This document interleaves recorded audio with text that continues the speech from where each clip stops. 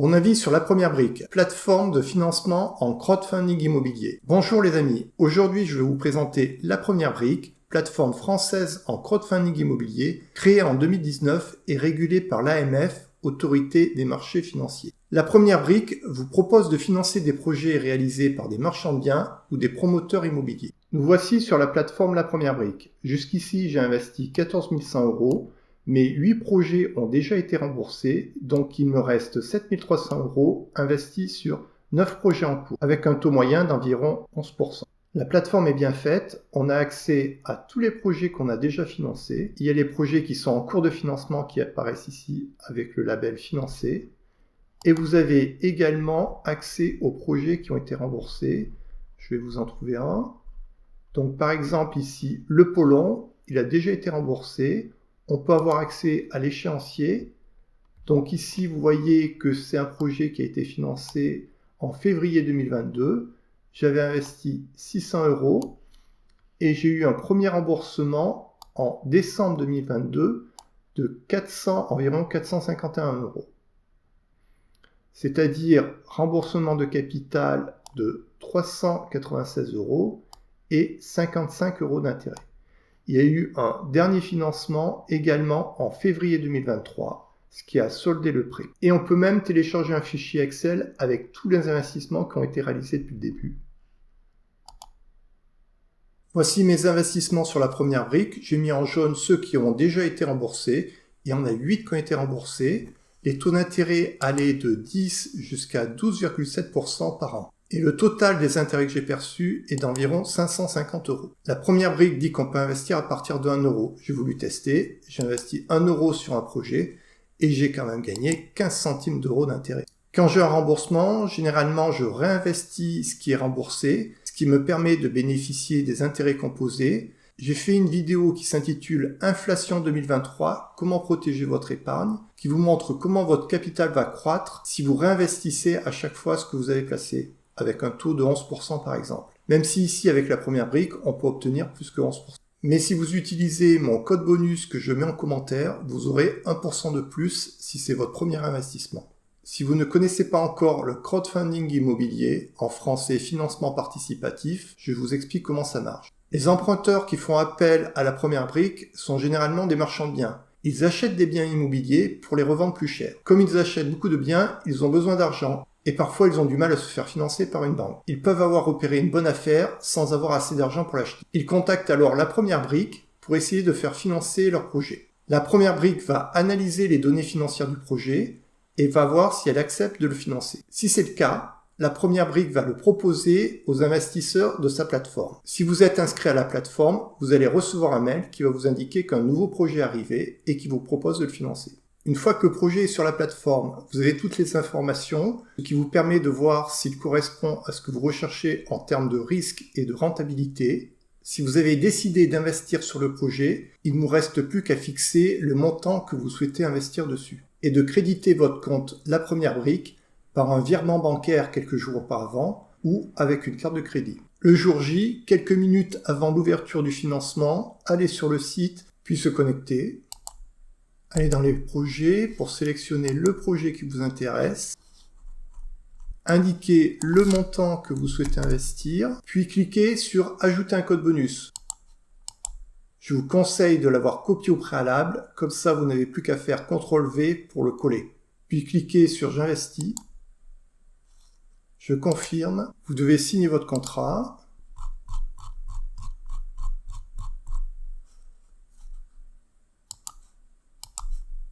Et c'est bon, vous avez la confirmation, vous avez bien investi.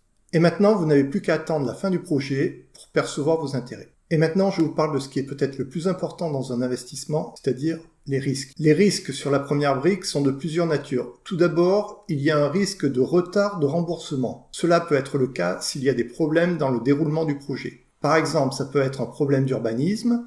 Le marchand de biens peut par exemple demander un permis de construire qui mettra plus de temps que prévu pour être accepté. Il peut y avoir des imprévus dans les travaux ou une mauvaise commercialisation.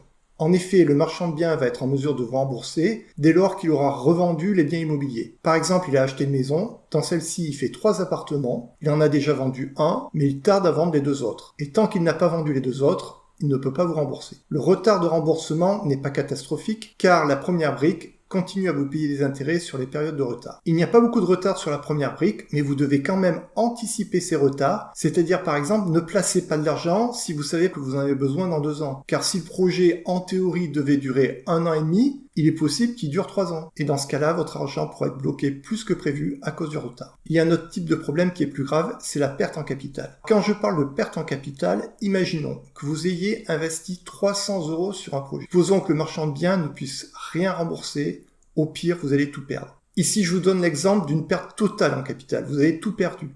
Et également des pertes partielles en capital. Vous avez par exemple investi 200 €, mais vous n'aurez que 100 € de remboursé. Qu'est-ce qui peut expliquer une perte en capital? Par exemple, si le projet est non achevé. Imaginons qu'il y ait eu un grave problème, le marchand de biens n'a pas obtenu le permis de construire et donc n'a pas pu faire aboutir son projet. Il y a également le cas où le marchand de biens n'arrivera pas à vendre au prix prévu. Et donc, il n'a pas assez d'argent pour vous rembourser. Il est également possible que le marchand de biens fasse faillite, et dans ce cas-là également, vous risquez d'avoir une perte en capital. Je dis que vous risquez d'avoir une perte en capital, car même en cas de gros problème, tout n'est pas perdu. Car avec la première brique, il y a des garanties. Par exemple, une hypothèque, un cautionnement personnel, tout est indiqué à l'avance dans la fiche qui présente le projet. Vous devez avoir conscience qu'en investissant, au pire, vous pouvez perdre 100% de votre capital, comme dans un investissement en bourse. Il me semble donc raisonnable de ne pas placer tout votre argent sur la première brique. L'idée, ça va être de diversifier. Par exemple, placer un peu de votre argent en crowdfunding immobilier, une autre partie en financement participatif P2P, une autre partie en crypto-monnaie, une autre partie en bourse, etc. Et également, par exemple, si vous décidez de placer 2000 € sur la première brique, je pense que c'est plus sage de placer 200 € sur 10 projets différents. Comme ça, même s'il y en a un qui pose problème, vous n'aurez pas tout perdu. Alors cependant, il faut regarder les risques dans la réalité. Dans la réalité, les risques sont les suivants. Sur le site internet de la première brique, vous avez accès à toutes les statistiques de tous les projets depuis le début. Donc ici, on voit que la première brique a jusqu'ici proposé 280 projets pour un financement total de plus de 64 millions € et un taux moyen annuel de 13,19%. Mais ici, ce qui va nous intéresser le plus, c'est de regarder un petit peu ce qui se passe en termes de retard. Donc ici, vous avez les retards de 0 à 6 mois. Il y en a eu 1 sur tous les projets proposés par la première brique. Les retards de plus de 6 mois, il y en a eu 5. Donc ça fait assez peu de retard si on compte qu'il y a 280 projets qui ont été financés. Cependant, attention, ici on sous-estime un peu le taux de retard parce qu'il y a des projets qui viennent de débuter, donc peut-être ils seront en retard plus tard. Si on regarde le second risque dont j'ai parlé, la perte en capital, qui ici s'appelle perte définitive, on voit qu'il n'y a eu aucune perte sur tous les projets qui ont existé jusqu'ici. Cependant, attention, ce n'est pas parce que dans le passé il n'y a aucune perte que cela va forcément continuer ainsi. Il faut qu'à chacun de vos investissements, vous analysiez le risque que vous prenez. Par exemple, dans le domaine immobilier, actuellement, il peut y avoir un risque d'augmentation subite des matières premières, ce qui ferait augmenter le prix des travaux, s'il y en a, et dans ce cas-là, le marchand de biens peut se retrouver dans une situation où il n'arrivera pas à rembourser. Cependant, la première brique prévoit une marge de sécurité, aussi bien pour le prix des travaux que pour le prix de revente. Je vous donne maintenant mon analyse personnelle de la première brique. Après 1 an et demi d'investissement sur la plateforme et 17 projets financés, je pense que j'ai un peu de recul. Concernant la rentabilité, je mets une note de 4,6 sur 5. En effet, les taux d'intérêt sur la première brique sont de 10,5 à 12%, et avec le code bonus que vous trouverez en commentaire, vous pouvez monter de 11,5 à 13%, ce qui donne une très bonne rentabilité. Concernant la sécurité, je mets une note de 4,1. Ça peut paraître un peu sévère car la première brique n'a pas connu de défaut, elle a connu peu de retard, mais cependant, il faut comprendre qu'en crowdfunding immobilier, vous avez toujours des risques. En effet, il peut y avoir une augmentation des prix des matières premières, et cela est assez imprévisible, même si la plateforme est sérieuse, même si le marchand de biens à la base avait bien calculé le prix de ses travaux. Alors là, je mets une sécurité de 4,1, c'est une moyenne, parce que bien sûr, ça va être à vous de détecter les projets pour lesquels vous pensez qu'il y a moins de risques, par exemple des projets avec peu de travaux. Concernant la liquidité, je mets une note de 4,1 sur 5. En effet, les projets sont généralement de 6 mois à 2 ans. Et comme on l'a vu, même si c'est rare sur la première brique, il peut y avoir des retards. Donc l'argent que vous allez placer va être immobilisé pendant quelques temps. Concernant la simplicité, je mets une note de 4,5 sur 5, car la plateforme est assez bien faite, c'est assez facile de trouver les informations, c'est facile d'investir. Par contre, il faut quand même prendre le temps d'analyser les projets. Voici les avantages que je trouve avec la première brique. Tout d'abord, très important, il n'y a aucun défaut, il y a de très bonnes rentabilités, Le site est accessible et surtout, on peut placer des petites sommes à partir de 1 euro. Il y a très peu de retard. C'est une plateforme française, ce qui est un gage de sécurité car elle est régulée par l'AMF. Autre point positif, il y a beaucoup de projets sur la première brique. Il y en a généralement plusieurs par semaine. Donc, vous avez la possibilité de répartir votre investissement sur plusieurs projets. Et lorsque vous avez un remboursement projet, vous pouvez rapidement réinvestir l'argent qui vous a été donné. J'apprécie également la transparence de la première brique. Tout d'abord, dans la description du projet, c'est quand même très détaillé. Et ensuite, même une fois que vous avez investi, vous allez recevoir régulièrement des informations sur l'avancement du projet. Et le service client est très accessible. Maintenant, on passe au point négatif. L'investissement est limité. Vous ne pouvez pas investir plus de 2000 euros par projet. Et puis, il y a un autre problème avec la première brique, c'est qu'elle est victime de son succès. En effet, quand vous cherchez à investir sur un projet, il n'est pas rare qu'il y ait beaucoup plus d'investisseurs que de montants à investir. Donc, vous devez vous connecter sur le site quelques minutes avant le lancement du projet et vous devez être très rapide.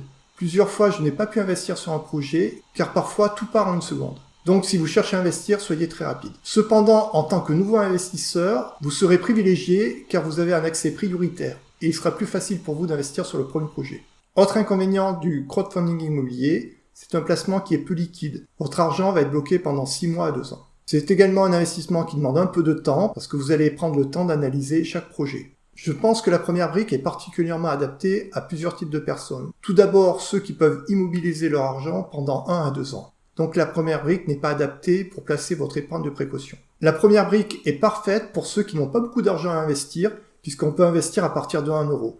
C'est quand même très rare d'avoir la possibilité d'investir avec si peu d'argent, surtout dans le domaine immobilier. Et très peu de plateformes proposent un investissement en crowdfunding immobilier à partir de 1 euro. Si on prend l'exemple de Clubfunding, il faut investir au minimum 1000 euros. Et sur d'autres plateformes, c'est même 2000 euros. La première brique est adaptée à ceux qui veulent un haut niveau de rendement et qui sont prêts à prendre un peu de risque. La première brique est également parfaite pour ceux qui veulent diversifier. En effet, vous pouvez investir sur plein de projets différents, dans des zones géographiques de tout type, rurales, urbaines, etc. Et également dans des projets très divers. Si ça vous intéresse de voir ce qu'un investissement à 11% sur le long terme peut donner avec les intérêts composés, vous pouvez regarder la vidéo que j'ai faite sur l'inflation 2023. Si vous avez aimé cette vidéo, merci de la liker et de vous abonner. Et n'hésitez pas à me poser des questions sur la première brique si vous en avez. J'ai investi dessus depuis 1 an et demi, donc je connais bien cette plateforme. À bientôt pour une nouvelle vidéo.